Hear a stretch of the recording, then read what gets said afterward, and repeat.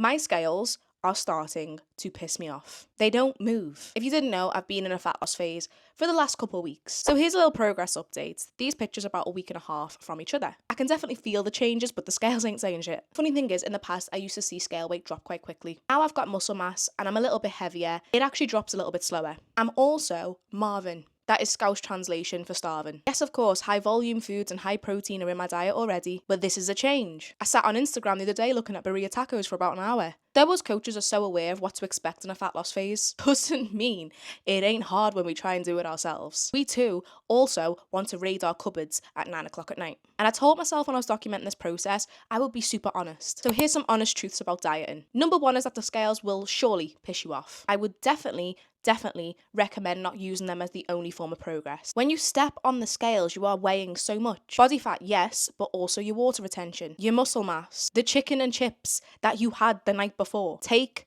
other metrics. Number two, it is normal to be hungry. There's a small group of people who always say being hungry in a diet is not normal.